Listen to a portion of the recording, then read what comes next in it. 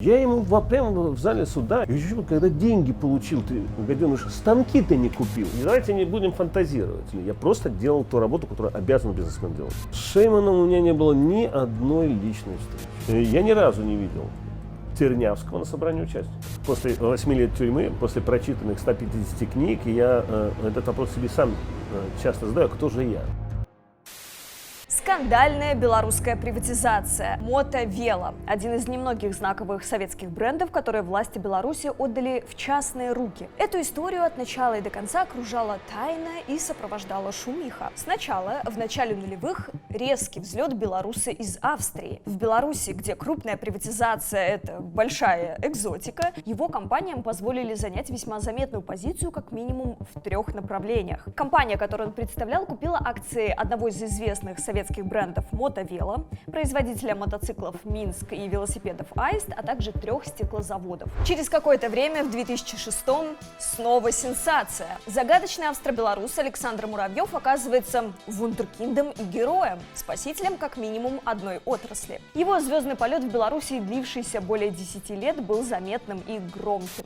Громко этот полет и прервался. Национализация, уголовное дело и небывало жесткая расправа – редкое для крупного белорусского бизнеса, не говоря уже об иностранном инвесторе. И что также удивительно, на свободу Муравьев выходит через 7,5 лет с учетом срока содержания под стражей. Довольно редкий случай для крупных бизнесменов и чиновников. Обычно они соглашаются заплатить ущерб государству и выходит намного раньше срока. Кто следил за этими событиями, так и остался в недоумении. Что это было? И вот сейчас этот триллер получает продолжение. Освободившись из тюрьмы и выехав в Арабские Эмираты, Александр Муравьев становится, пожалуй, первым крупным белорусским бизнесменом, встречавшимся с Лукашенко, который рассказывает свою версию произошедшего. По нашей информации, среди косвенных выгодополучателей от разгрома его бизнеса оказался друг тогдашнего канцлера Австрии Себастьяна Курца, известного контактами и с Путиным, и с Лукашенко. Компания друга Курца, бизнесмена Мартина Хо, выкупила дом, в котором проживал Муравьев в поселке для миллионеров под Веной. На момент покупки дом арендовал тезка российского директора Российского центра науки и культуры в Вене, которого американская пресса называла агентом-вербовщиком российских спецслужб. Москва отрицала эти обвинения. Жилье продали вместе с ним. В условиях было прописано, что он продолжит снимать дом. Ну а нас, белорусский расследовательский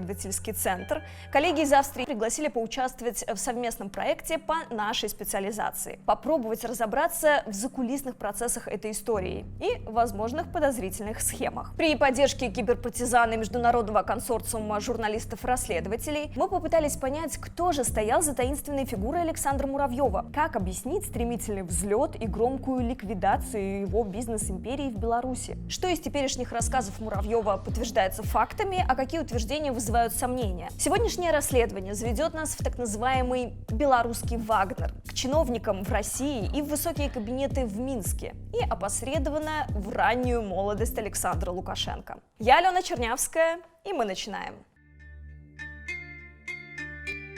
11 лет усиленного режима с конфискацией имущества. Суд Фрунзенского района Минска огласил приговор в отношении экс-владельца Мотовело. Александр Муравьев признан виновным в мошенничестве, хищении, уклонении от уплаты налогов. В организации пособничестве в совершении преступлений. Это новости начала 2017 года. А ведь еще недавно Муравьева, наоборот, называли спасителем предприятия. Спасти предприятие от банкротства удалось благодаря приходу инвестора. Новый собственник, австрийская компания АТЭС, приобрела почти весь пакет акций. Группа АТЭК, о которой говорят в сюжете, на момент инвестиций в Мотовело в 2007 году уже была довольно известна в Беларуси. В 2006 году ее директор и совладелец Александр Муравьев получил от Александра Лукашенко медаль за трудовые заслуги. По сути, за то, что поднял стекольную отрасль, выполнив при этом и социальные обязательства. Завод Елизово считался градообразующим предприятием. При Муравьеве за 4 года завод нарастил выпуск продукции в 6,5 раз. Состояние дел на нашем старейшем стекольном предприятии оставляет благоприятное впечатление.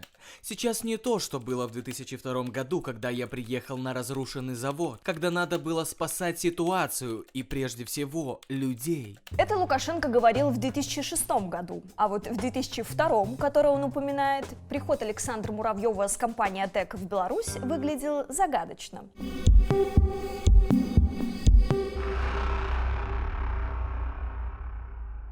В чем загадочность? Давайте вспомним, что такое начало нулевых и для Беларуси, и для стекольной отрасли, в которую пришел Муравьев вместе с АТЭК и неизвестными до сегодняшнего дня партнерами. В те времена инвестиции в стекольную отрасль на просторах СНГ напоминали золотую лихорадку. Более десятка предприятий спешили заработать на стекольном рынке. Дело в том, что стеклотара еще с 90-х была в дефиците, особенно в России, главном экспортном рынке для постсоветских стран. С 99-го года, когда в мире начали расти цены на нефть, поток нефтедолларов стал растекаться по российскому рынку, провоцируя рост всех отраслей, в частности пищевой. У заводов, которым хронически не хватало стеклянной тары, наконец появились деньги, чтобы за нее платить. В 2002 году в России, главном экспортном рынке для Беларуси, говорили примерно о десятке проектов по производству стеклотары. Но даже они не восполняли дефицит. Каждый завод добавлял на рынок по 100-2 миллионов банок или бутылок, а рынку не хватало миллиардов штук. И ожидалось, что через несколько лет спрос вырастет еще на несколько миллиардов штук. Вот что тогда писала специализированная пресса. По мнению производителей стеклотары, потребность рынка в данной продукции настолько велика,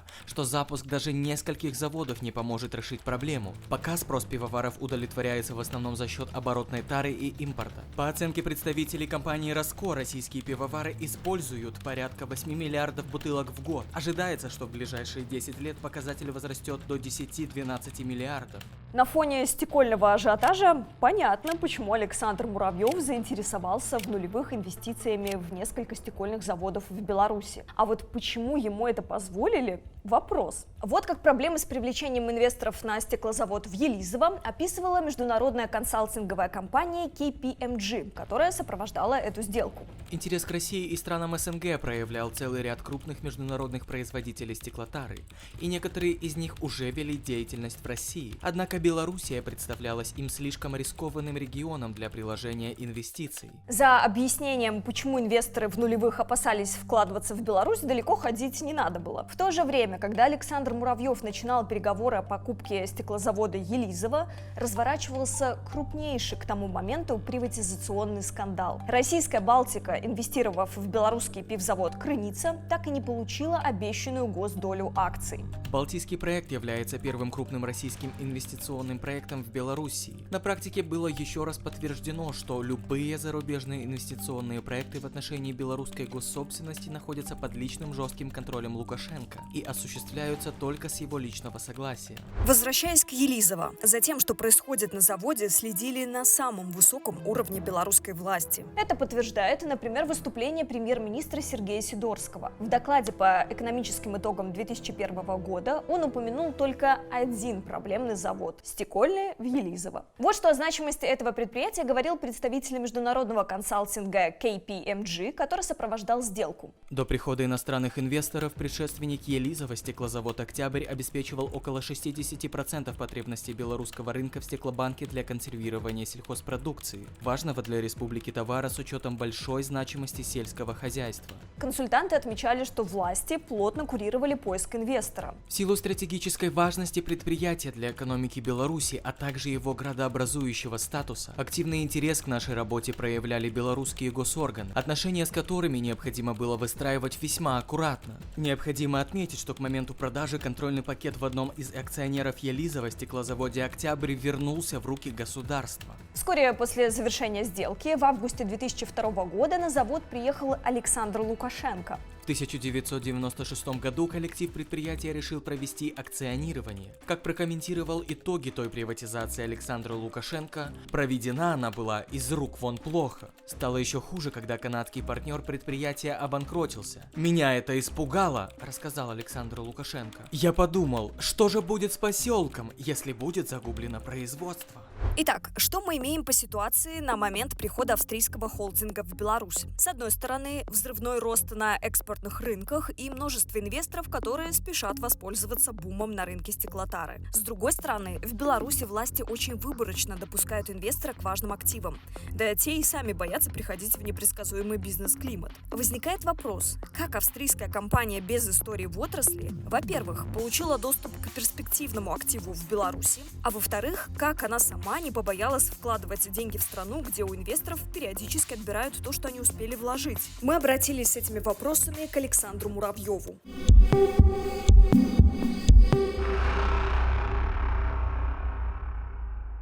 у вашай камандзе павінен быў быць нехта, хто адказваў за тое, што ён разруліць это пытанне с Александром Лукашенко. Хто быў той чалавек, які адказваў за GR? Скажите, Станислав, а вы это придумали или, значит, это что? Почему вы за меня изобретаете, что у меня должно быть? За меня. Вы за меня его придумали, а я сейчас должен, в общем-то, вам это подтверждать. А что, было не так? Я человек, который стоял у истоков создания компании. Я ее управлял.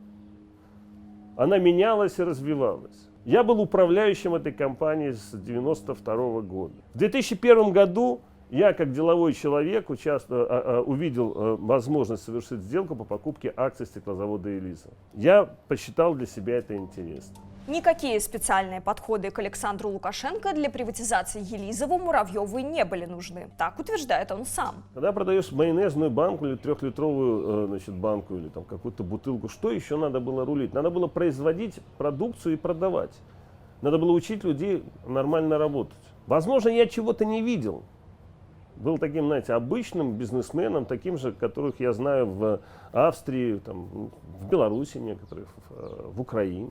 Я считал, что бизнес – это делать профессионально свою работу и делать ее лучше, чем другие. Тревожный пример с Балтикой, по словам Муравьева, никак его планы не скорректировал. Дело в том, что решение АТЭК о покупке акций Елизова было принято в 2001 году. Все решения приняты и находились в стадии оформления.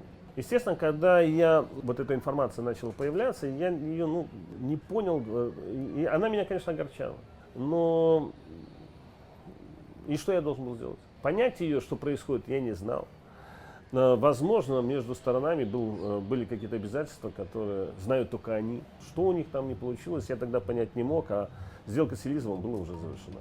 Завершая тему о возможной крыше, Александр Муравьев добавил, что его инвестиция в Елизово была менее рискованной, потому что он не выкупал государственную собственность, а перекупал долю канадского инвестора Consumers Packaging. Австрийская компания приобретала 65% акций стеклозавода Елизово у канадской компании. К понятию приватизации это не имело никакого отношения. Это была сделка двух иностранных лиц в рамках обычной торговой практики. А на тот момент я не задумывался, потому что я видел как динамику изменений в России, я видел, как организован бизнес в Западной Европе, и я считал, что динамика перемен в Беларуси полностью соответствует этому тренду с некоторой задержкой. Как в Елизово оказались канадские инвесторы, мы расскажем немного позже. Этот эпизод сыграет важную роль в нашей сегодняшней истории. Насчет того, почему власти позволили именно ему воспользоваться быстро растущим рынком, Александр Муравьев отмечает, что не факт, что государственный завод мог бы воспользоваться этим ростом самостоятельно. Поэтому ценность стеклозавода Елизово на тот момент могла быть для Александра Лукашенко неочевидна. Рынок стеклянной тары Украины, России и Беларуси был единым. Никаких препятствий движению товара ни в одну, ни в другую сторону не существовало. До 2001 года действовало 7 стеклотарных заводов. При этом 3 накануне, я точно годы не назову, являясь градообразующими стекольными заводами, в поселках Гута, Глуша и Залесье прекратили свою работу. 4 оставшихся завода, Гомельский стекольный завод, цех стеклотары, Гродненский стекольный завод, цех стеклотары, там их 2 цеха, предприятие Белевротара в городе Ливда и стеклозавод Елизово имели примерно равные мощности. В 2002 году, когда АТЭК Холдинг покупал акции стеклозавода Елизово, АТЭК Handelsgesellschaft МБХ, ни о какой монополии речи быть не могло. И что это? Это была какая-то халява? Нет, это было не халява. Это был профессиональный, на высочайшем уровне организованный бизнес и великолепно организованная работа команды.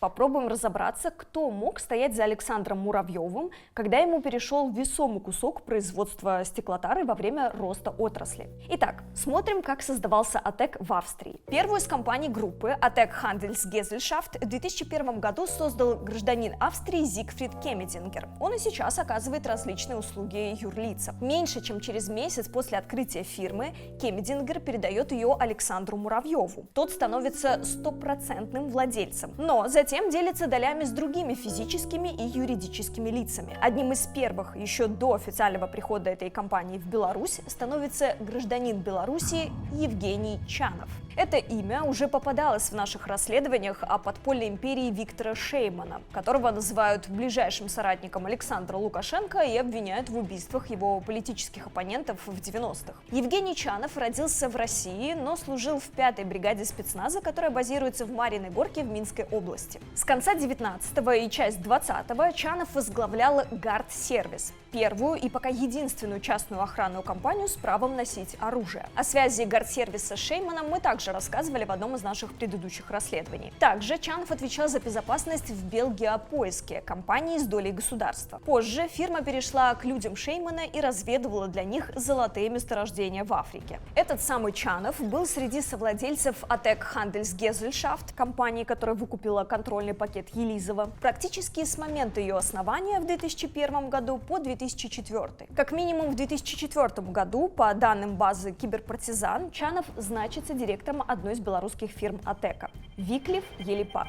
Это два названия, которые в разное время носило предприятие, производящее упаковку. По словам Муравьева, Чанов выполнял техническую роль регистратора компании. После этого он не имел отношения к деятельности компании. Да и сама компания, говорит бизнесмен, так и не начала выпускать продукцию. Александр Муравьев категорически отрицает какие бы то ни было связи с Виктором Шейманом. Я впервые слышу о том, что он человек Шеймана. Тогда точно он никаких контактов с Шейманом не имел, но, по крайней мере, я об этом ничего не знал. Чанов, по словам Муравьева, занимался у него безопасностью. Следил, чтобы сотрудники завода не пили и не воровали продукцию. Доля в бизнесе, говорит Муравьев, у него была небольшая, но фактически Чанов ничем, кроме безопасности, не занимался. Когда он меня взбесил на совещании тем, что ему очень надо было на него ходить, но, правда, не понимал, что там происходит. Чанов не бизнесмен. Он выполнил свою работу, организовал работу службы безопасности на стеклозаводе Елиза, чтобы не воровали. И сделал ее, кстати, очень хорошо. И рисовал картины. Не сильно-то ему удавалось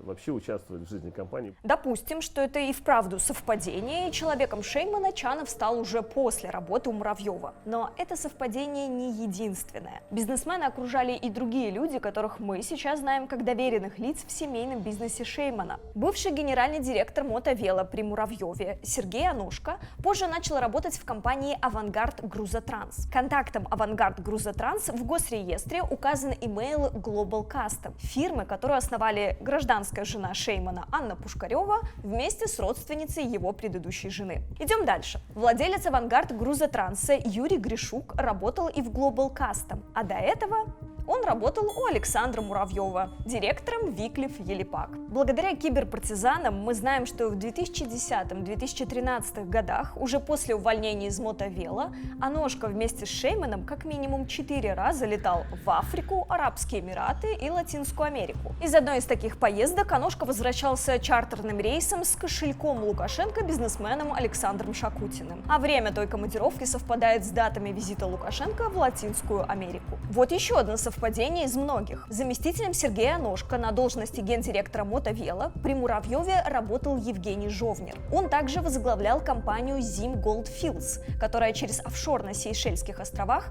по данным на 2018 год, на 70% принадлежала сыну Шеймана и добывала золото в Африке. И это далеко не все совпадения. Таких фигур еще несколько. Что же на это Александр Муравьев? Интересный вопрос, он мне нравится. Первое – это сила моего бренда.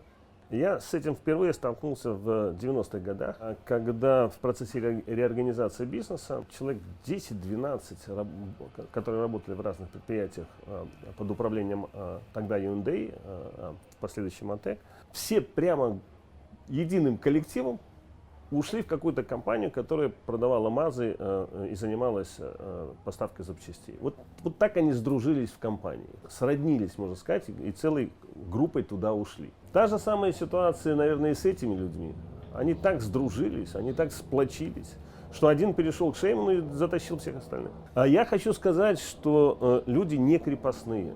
Где хотят, там и работают. Может показаться совпадение маловероятное, но мы изучили биографии каждого из примерно десятка названных сотрудников. Ни один из них, по нашим данным, не работал одновременно и на Муравьева, и на Шеймана. Все они, перед тем, как перейти к последнему, уходили из структур АТЭКа. Причем до задержания Муравьева к Шейману перешли только двое – Аношка и Грищук в 2009 году. Все остальные, по нашим данным, стали переходить в структуры Шеймана уже после того, как Муравьева арестовали, а его бизнес развалился. Примерно с 2016 года. Итак, судя по тем документам, которые мы изучили, Чанов стал человеком Виктора Шеймана через много лет после того, как ушел от Муравьева. Но при этом, работая у Муравьева, Чанов возглавлял фонд ветеранов спецподразделений ОСА, который был соседом представительства АТЭК Handelsgesellschaft. Их офисы располагались на одном этаже в здании на улице Некрасова в Минске. Незадолго до выпуска мы также узнали о полетах Александра Муравьева с сыном Виктора Шеймана Сергеем. 21 февраля 2012 года он летал с ним одним рейсом в Абу-Даби. Правда, это был обычный рейс, а не спецборд. Назад они тоже летели одним рейсом 1 марта 2012 года. Возвращались из Эмиратов в Беларусь. Этим же самолетом летел и премьер-министр Беларуси Михаил Мясникович. И все это Муравьев называет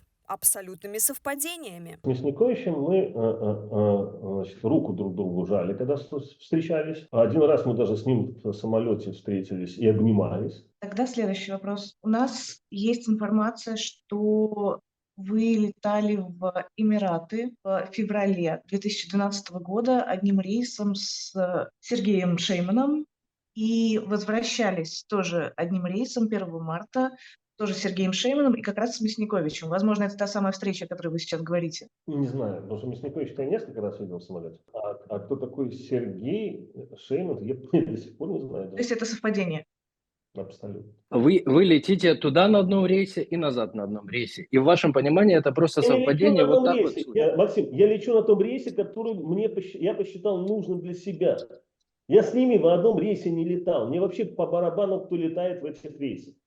Вы мозг туда направьте. Не ищите там, где ничего искать не нужно. Еще один интересный полет 25 октября 2011 года. Александр Муравьев возвращался в Минск из Вены одним рейсом со своим партнером по бизнесу Александром Тудвасовым. Тем же рейсом в Минск летели жена среднего сына Александра Лукашенко Дмитрия Анна и близкий к другому сыну Лукашенко Виктору бизнесмен Александр Зайцев. Абсолютное совпадение. Во-первых, я даже не знаю, как это выглядит, значит, дама, про которую вы рассказали.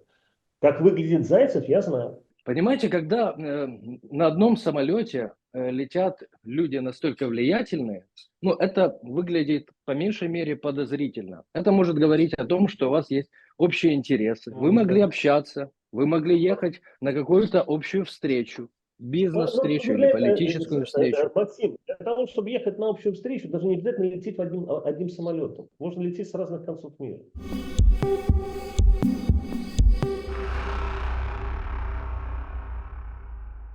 О втором совладельце АТЭК Handelsgesellschaft СМИ ранее упоминали. Это брат Александра Муравьева Сергей, которому принадлежало 10% компании. Но вот о чем до сих пор не писали, это с какой должностью Сергей совмещал участие в бизнесе брата. А работал он в одной из структур управления делами президента. Управделами подминала под себя даже не отдельные компании, а целые сферы экономики. С 2013 по 2021 годы это управление возглавлял Виктор Шейман. Но в период, который мы рассматриваем, он к этому ведомству отношения не имел. Пресса, наоборот, приписывала ему соперничество с тогдашней главой управделами Галиной Журавковой. Ее называли землячкой Лукашенко и подругой его официальной жены. В каденцию Журавковой одна из коммерческих структур управделами получила скандальную известность. Называлась она «Белая Русь». Вот что писало российское издание «Коммерсант», освещая коррупционные суды, связанные с деятельностью этой фирмы. С помощью госпожи Журавковой Белая Русь в кратчайшие сроки стала монополистом на рынке сахара, рыбы, добычи угля, тракторов, табака, алкоголя, леса, нефтепродуктов и в санаторно-гостиничном хозяйстве. Еще одной сферой бизнеса управления делами стала торговля конфискатом. По оценкам экс-премьера Белоруссии Михаила Чигиря, годовой оборот управления делами составлял около 1 миллиарда долларов, а само это ведомство он назвал самой большой коммерческой структурой республики.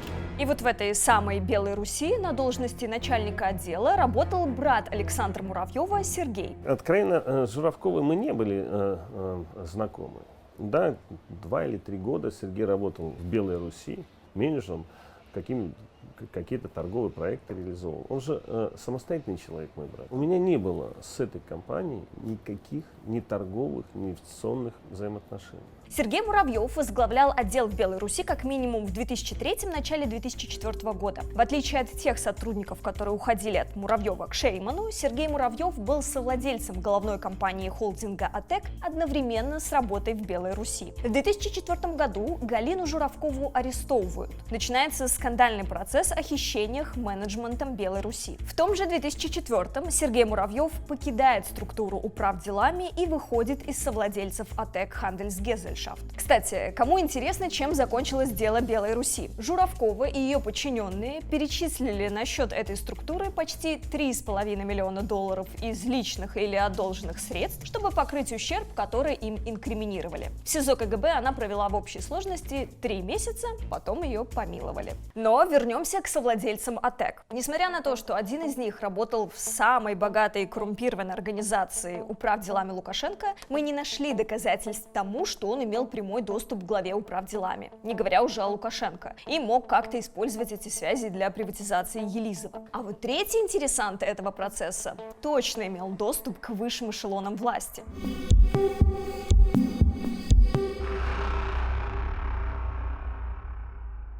Алексей Ваганов. В период, когда АТЭК начинал инвестировать в Елизово, бизнесмен Алексей Ваганов входил в Палату представителей, где возглавлял комиссию по денежно-кредитной политике и банковской деятельности. В прессе его называли экономическим советником зампредседателя, а потом председателя Палаты Владимира Коноплева. А Коноплев, в свою очередь, имел репутацию ближайшего друга Александра Лукашенко, якобы еще со студенческих времен, когда они оба учились в Могилевском пединституте. Ваганов стал депутатом не потому, что его любил избиратель, а потому, что был Коноплев. Более того, Ваганов не провел время зря в Палате представителей. Ваганов получал доступ не только к формулировкам проектов законов, он мог лоббировать свои интересы. И он всегда был там в 20-ке, в 50-ке самых влиятельных бизнесменов. Депутаты имели ограниченные возможности уже коммуницировать с правительством, но когда ты экономический советник, человек, который входит в тройку в политической иерархии страны, то, конечно, тебе принят любой министр, он будет с тобой разговаривать. Ваганов участвовал в скандальной программе ООН «Нефть в обмен на продовольствие» для Ирака. Она действовала с 1996 по 2003 год, и сам Ваганов рассказывал об этом, уточняя, что его деятельность в Ираке курировал белорусский МИД. В 2003 году, после завершения программы ООН и посреди депутатской каденции, банкир и промышленник Ваганов начинает числиться в администрации Лукашенко. Об этом БРЦ узнал благодаря киберпартизанам. На стеклозаводе Елизово, связанная с Вагановым компания «Лада Омс Холдинг», появляется за 6 лет до Муравьева, еще в 1996 году. Тогда Европейский банк реконструкции и развития профинансировал приход на государственный завод в Елизово канадской компании Consumers Packaging, крупнейшего на тот момент производителя стеклотары в Канаде. Суть сделки выглядела так. Канадцы получают контрольный пакет стеклозавода в Елизово, тогда он назывался «Октябрь». За это обязуются построить там современную линию по производству пивных бутылок и другой стеклотары. Сделку заключили необычным образом. Вместо того, чтобы купить долю завода напрямую, туда вводят посредника, связанную с Вагановым компанию «Лада Омс Холдинг». Вот как описывает ту сделку международная консалтинговая компания KPMG. Идея состояла в том, что белорусский партнер выкупит контрольный пакет акций «Октября» и внесет основные фонды завода в уставной капитал нового предприятия. Возможно, это было нужно, чтобы найти компромисс, связанный с ограничениями ЕБРР на прямое инвестирование в белорусские государственные предприятия. В результате формально миноритарным партнером канадского инвестора стало не государство напрямую, а компании, связанные с Вагановым. В конце 1997 года партнеры зарегистрировали стеклозавод Елизово как совместное предприятие. Канадцам, по данным KPMG, в нем принадлежало 65%, Ладе Омс Холдинг 10% и стеклозаводу Октябрь, контрольный пакет которого был у Лады, еще 25%. Это партнерство не увенчалось успехом. В 1998 году канадский инвестор объявил, что сворачивает проект в Беларуси из-за экономических и политических потрясений, а понесенные расходы списывает. При этом проект стеклозавода в Украине, в который канадская компания инвестировала одновременно с Елизово, также при поддержке ЕБРР, завершился успешно, хотя экономических потрясений хватало и там. Среди других причин провала проекта KPMG называла споры между акционерами. В частности, власти потребовали, чтобы совместное предприятие сдало в аренду цеха за символическую плату одному из своих акционеров – стеклозавод «Октябрь», тому самому юрлицу, которое контролировал Ваганов. Старые действующие цеха были по настоянию белорусских властей сданы в аренду обратно заводу «Октябрь» за номинальную плату, и таким образом канадский акционер фактически не контролировал их деятельность. Другими словами, компания, связанная с Алексеем Вагановым, будучи миноритарием в партнерстве, благодаря давлению властей на основного инвестора, получила завод в собственное пользование, а Consumers Packaging оставили только право продолжать вкладывать деньги в строительство нового производства. На тот момент компания уже инвестировала половину запланированного, около 10 миллионов долларов. Канадцы, как мы уже говорили, решили свернуть проект, а потраченные деньги списать как убытки. Итак, канадцы решают уйти, их глобальный бизнес разоряется, и они собираются продать белорусский актив и рассчитаться с кредиторами в рамках процедуры банкротства. Но тут появляется новая проблема. Вот как ее описывает KPMG. Пользуясь моментом и проблемами белорусского предприятия, менеджеры Елизово предложили выкупить все права CPI в стеклозаводе Елизово по очень низкой цене. К этому добавилась юридическая проблема. Партнеры канадцев по Елизово, связанная с Вагановым компания и государство, имели право преимущественного выкупа акций и могли заблокировать любую сделку. Но сделку с АТЭК акционеры одобрили. Кстати, именно во время продажи Елизово совладельцем австрийской компании стала британская фирма Becksworth Trading Limited, где Ваганов в разные периоды значится то совладельцем, то директором. Итак, какую роль сыграл в истории стеклозавода Елизово Алексей Ваганов? Сначала связанная с ним компания выступила прокладкой между государством и канадским инвестором. Потом власти настояли на том, чтобы канадцы передали старые действующие цеха завода ему в аренду за номинальную плату. Когда канадцы разорились, менеджеры Елизово по весьма низкой цене хотели выкупить у них пакет акций. Напомним, канадцы успели вложить в завод около 10 миллионов долларов. И еще одна деталь. Связанная с Вагановым компания, как один из акционеров, имела право преимущественного выкупа акций. И с ней же должны были согласовать продажу завода. Сделку с АТЭК она одобрила. Сам Ваганов при этом стал совладельцем головной австрийской компании Муравьева. Александру Муравьеву в АТЭК Handelsgesellschaft на тот момент принадлежало 64%. Ваганов меня поздравил с освобождением. Я даже как-то ему велосипед подарил, потому что считал, что таким образом я как друг простимулирую, чтобы он занимался спортом. Я помню, что он принял участие, года 2 это длилось, в работе АТЭК Холдинг, по-моему. Это был очень небольшой процент, поэтому этот процент не позволял на собрании не инициировать проведение собрания, не вносить вопросы в повестку. И поэтому, в общем-то, в какой-то момент он захотел продать свое участие. На самом деле Ваганов оставался совладельцем АТЭКа не 2 года, а как минимум 5. Сначала через Becksworth Trading, а потом через ее британскую дочку J&W Sanderson. Благодаря судебному процессу в Великобритании мы знаем, что Ваганов был ее владельцем. В том процессе его компания подала иск группе ответчиков, среди которых был белорусский бизнесмен Виталий Арбузов. Это партнер Ваганова по компании компанией Unison. Предприятие занималось, как говорят на профессиональном сленге, отверточным производством. Машины завозят в Беларусь разобранными на несколько частей и потом собирают на площадке завода. В 2010 году Unison разрешили ввозить комплектующие для производства авто по льготным пошлинам Евразийского союза, при условии, что около трети деталей на сборке будут местного производства. В 2014-м Unison подписал в Париже соглашение о выпуске автомобилей Peugeot и Citroën в Беларуси. Но и после этого Unison не изменил подход к производству. Это будет СКД – крупноузловая отверточная сборка полуразобранного машинокомплекта, говорил представитель Peugeot Citroën в 2014 году. Комиссия Таможенного союза и в анализе за 2016-2018 годы отмечала, что компания в основном занимается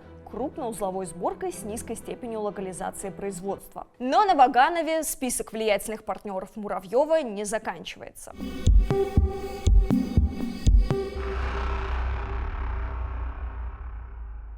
Своими основными реальными партнерами Александр Муравьев называет российских инвесторов. Один из представителей нескольких компаний был Юра Муравьев. Тот человек, который представлял финансовую группу, кстати, я вчера с ним созванивался, на мой взгляд, это во-первых, человек высочайшей бизнес-квалификации, бизнес-этики. Его собственный капитал был раз в 20 превосходил его вклад в АТЭК Холдинг.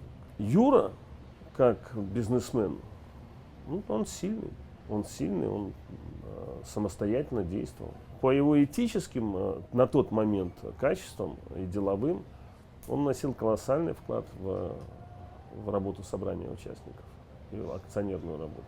Одним из представителей россиян в группе АТЭК до начала 2009 года был Юрий Муравьев. Однофамилец Александра, но не родственник. Юрию, по данным на 2019 год, принадлежало 93% в стеклозаводе Ворга в Смоленской области, который входил в группу АТЭК. Также он был совладельцем и до сих пор числится генеральным директором завода по производству минеральной воды в России. На момент прихода АТЭКа на стеклозавод Елизово Юрий Муравьев отвечал за дорожный фонд в Нижегородской области. Юра очень активный. То есть для меня важно, что участников АТЭК Холдинг не представляли олени, номиналы, фунты.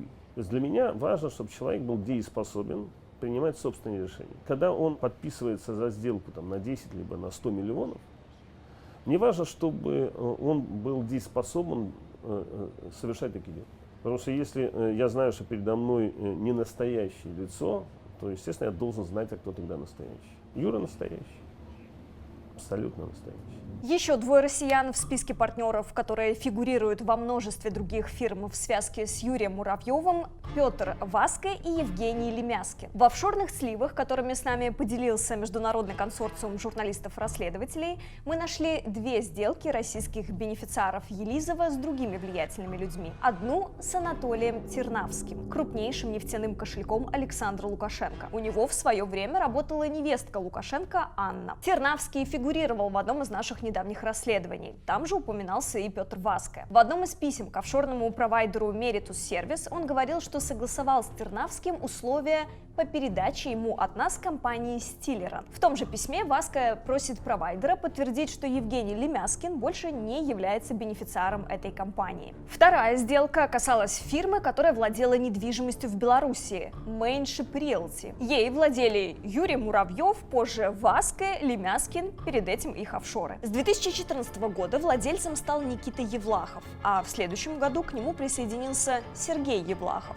бывший вице-президент Транснефти. Российское расследовательское издание «Проект» называло его доверенным лицом президента Транснефти Семена Вайнштока. Тот, в свою очередь, считался человеком, близким к Владимиру Путину. Никиту Евлахова называют венчурным инвестором. Итак, что мы выяснили на этом этапе нашего расследования? За австрийско-белорусским инвестором стояли влиятельные партнеры, а именно бывший силовик Алексей Чанов, управляющий фондом ветеранов спецподразделений, Сергей Муравьев, брат, который работал в структуре управделами Лукашенко, и бизнесмен Алексей Ваганов, который на момент партнерства с Муравьевым и даже после этого пользовался покровительством белорусских властей, а в начале нулевых и вовсе был депутатом. Мы не знаем точно, насколько были задействованы связи каждого из них, но давайте вспомним обстоятельства прихода Муравьева в Елизово, которые показались нам необычными. Во-первых, Странно, что власти вообще согласовали молодую фирму в качестве инвестора. У Муравьева и раньше был бизнес, но он был не профильным и не имел репутации многоотраслевого холдинга. Второе обстоятельство – то, что правительство пообещало, но, по словам Муравьева, так и не выделило АТЭК кредит в 4 миллиона евро на реконструкцию и техническое переоснащение производства стеклотары. Напомним, изначально канадский инвестпроект оценивался примерно в 20 миллионов, и половину из этой суммы канадцы успели вложить. По мнению Муравьева, на 2002 год эти инвестиции не имели никакой ценности. За сколько АТЭК Handelsgesellschaft выкупила долю канадцев, мы не знаем. Но помним, что без подписи акционеров, среди которых была компания его партнера Алексея Ваганова, канадцы не могли продать свой пакет акций, как и свободно выбрать покупателя. Сделка с Елизово была закрыта в мае 2002, а через 2 месяца Ваганов станет партнером Муравьева. Связанная с ним компания Becksworth Trading Limited вошла в состав владельцев АТЭК Handelsgesellschaft в июле 2002. При всем этом Александр Муравьев показал себя в Елизово эффективным менеджером. Он воспользовался благоприятной конъюнктурой рынка и, поставив Елизово на ноги, начал скупать и другие заводы по производству стеклотары в Беларуси. Для развития бизнеса он привлек в том числе инвесторов с российскими корнями. Успех заводов помог Муравьеву укрепить отношения с властями Беларуси. К моменту своего решения выкупить Мотовело Александр Муравьев, благодаря успеху его стекольной империи, и сам, похоже, стал влиятельной фигурой. Его регулярно упоминали и Лукашенко, и официальные ресурсы, когда нужно было привести пример успеха. Но теперь, когда мы разобрались, кто был в команде Муравьева в момент его взлета, еще острее встает вопрос, что же пошло не так. И почему с такими связями, российскими инвесторами и накопленным собственным влиянием Муравьева не просто раскулачили, но и подвергли небывало жесткому наказанию для бизнесмена его масштаба.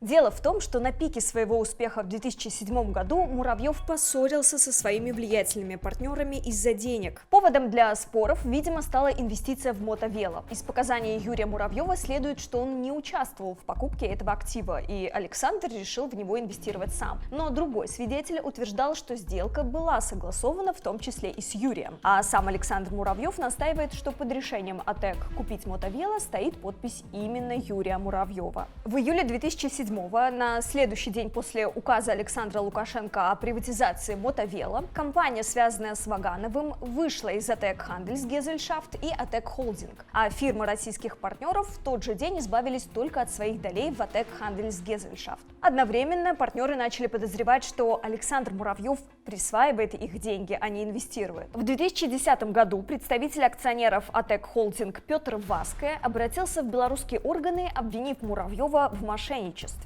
В ходе досудебного производства Юрий Муравьев, российский однофамилец главы АТЭКа, говорил, что Александр, по его мнению, действовал по принципу финансовой пирамиды. Кроме того, он рассказал, что Муравьев действовал по модели бизнеса, которая предполагала покупку проблемных производств, их реанимирование и продажу за большую денежную сумму. Спор между акционерами перерос в уголовное дело в Австрии. В конце 2012-го Муравьева даже вызвали на допрос, но в итоге уголовное дело было прекращено. А в 2013 году акции Мотовело переоформили на третью компанию с названием АТЭК – АТЭК Инвестмент, которая была зарегистрирована по адресу дома, где проживал Муравьев под Веной. Сам Муравьев по сути этих разбирательств нам пояснений не дал. Сказал только, что в результате достиг с партнерами мирового соглашения, и уголовное дело в Австрии против него было закрыто. Судя по судебным документам, представитель одного из партнеров Муравьева жаловался на него и властям Беларуси. Пока предприятия работали, правительство против Муравьева мер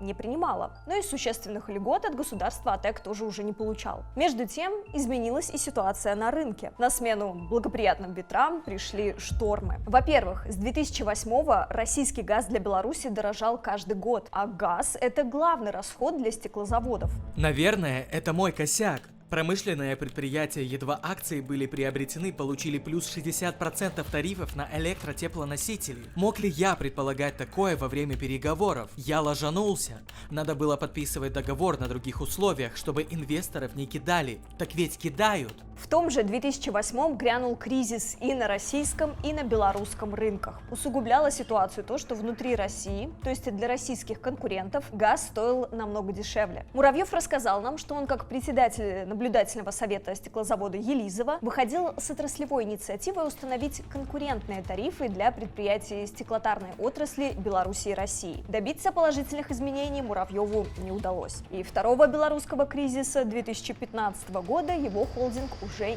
не пережил. Впрочем, он начал банкротить свои предприятия уже в 2014 году. Лукашенко, сообщала Белта, обещал пристально следить за бизнесом Муравьева еще в 2013 году, когда посещал Мотовело. Уже тогда ему доложили, что инвестор направил на развитие завода лишь небольшую часть из обещанных 20 миллионов долларов. Позже Муравьева обвинили еще в том, что он завладел имуществом обманным путем и уклонялся от уплаты налогов. В суде Муравьев не признал вину по предъявленным обвинениям. Бизнесмен заявил, что нет ни одного свидетельства о том, что какая-либо цифра в отчете противоречит договору. В результате судебного процесса на имущество Муравьева была наложена конфискация. Юрист Михаил Кирилюк считает, что государство могло выставить Муравьеву финансовые претензии. Если инвестор купил акции по льготной цене, но не выполнил условия инвестсоглашения, можно было бы пересчитать их стоимость по полной цене, а не заводить уголовное дело. На деле же, говорит юрист, суд по непонятной причине сделал вывод, что Муравьев еще на стадии покупки не планировал инвестировать в завод. Якобы он уже тогда хотел распорядиться деньгами по своему усмотрению. Кому-то было интересно раскрутить из этого уголовного дела, найти в этом некий заранее спланированный умысел и посадить человека на 10 лет. Я купил предприятие или не купил? Я имею право им распоряжаться или нет? Если я посчитал нужным, что для максимизации прибыли мне надо заасфальтировать площадку и вернуть долги исполкому, и в том числе вернуть долги моему же предприятию, то в чем проблема? Наказание несоразмерно тому нарушению, которое описано в приговоре. И если следовать описанию в приговоре, то нет уверенности, что в принципе преступление имело место быть, поскольку то, что описывается как преступное действие в данном приговоре, в экономически развитой части мира, да, там, в Западной Европе, США, оно обычно преступлением не считается, да, является предметом гражданско-правовых споров. Одновременно латвийский РИИ Туму-банка, у которого Муравьев выступал поручителем по кредиту АТЭК Инвестмент на поздних этапах своей деятельности под залог активов в Беларуси, нацелился на его активы за рубежом и в конце июня 2015-го обратился в Третейский суд. Дело было рассмотрено без Муравьева. Суд утверждает, что бизнесмен не сообщил об уважительной причине, которая помешала его явке. Хотя о том, что в начале июня того же года его арестовали в Беларуси, сообщалось во многих СМИ. В РИИ Туму-банка прокомментировали дело Муравьева нашим австрийским коллегам из австрийской пресс-агентуры, но ограничились общими словами. Заявили, что банк действует в соответствии с положениями нормативных актов и вступившими в силу решениями суда. Представитель банка в ответ на журналистский запрос также любезно напомнил об ответственности за умышленное распространение недостоверной информации. Полное большое интервью Александра Муравьева австрийскому пресс-агентуре смотрите на телеканале Белсат.